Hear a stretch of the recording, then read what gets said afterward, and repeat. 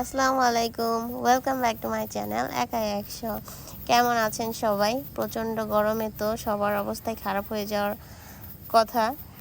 তো এই প্রচণ্ড গরমের মধ্যেই টক ঝাল মিষ্টি কিছু খেতে ইচ্ছে করছে, তাই আম এবং এটাকে আমাদের এইখানে বলে রয়্যাল ফল, আর আপনাদের ওখানে কি ফল বলে অবশ্যই কমেন্ট করে জানাবেন।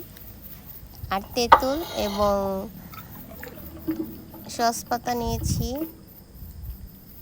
আম ভর্তা করে দেখাবো। তো সব কিছুই প্রথমে কিন্তু পরিষ্কার করে নিতে হবে, তো পরিষ্কার করে নিচ্ছি আমি। আর ভর্তাটা কিন্তু খেতে অনেক মজা হয়েছিল, 3টা ফল একসাথে মিক্স করে বানিয়েছি। সাধারণত আমরা আম দিয়েই শুধু আমের ভর্তা তৈরি করে থাকি, কিন্তু এইভাবেও ট্রাই করে দেখবেন, খেতে অনেক মজা হয়। আর ঝালটা যার যার পছন্দ মতো দিবেন। তো আম প্রথমে কিন্তু ছিলে নিতে হবে। আর আমি এটা কিন্তু এই লোহার যে শিলটা আছে এটার মধ্যে ছেঁচে তারপরে করব।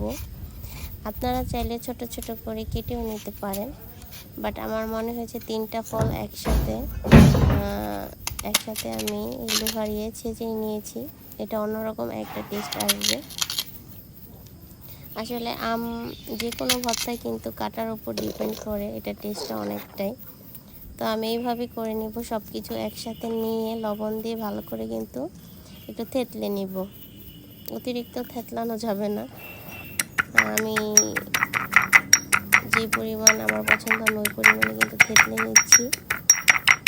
আর থেতলে নেওয়া হয়ে গেলে কিন্তু একটা বাটির মধ্যে করে আমি চিনি, লবণ এবং কাসুন্দি দিয়ে ভালো করে চটকে মাখিয়ে নিব। কাসুন্দিটা একটু বেশি দেওয়ার চেষ্টা করবেন, এতে কিন্তু আম ভর্তাটা খুবই মজা হবে। আর যদি টক খেতে ভালো লাগে তাহলে অবশ্যই তেঁতুলটা একটু বাড়িয়ে কমিয়ে নিতে পারেন। তো প্রচণ্ড ঝাল হয়েছিল এবং ভর্তাটা খুবই মজা হয়েছিল। আপনারা বাসায় একবার চেষ্টা করবেন, এই প্রচণ্ড গরমের মধ্যে কিন্তু এই টক ঝাল মিষ্টি এই আম ভর্তা খেতে প্রচুর ভালো লাগে।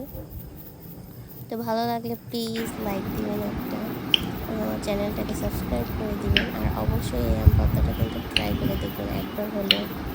আল্লাহ হাফেজ।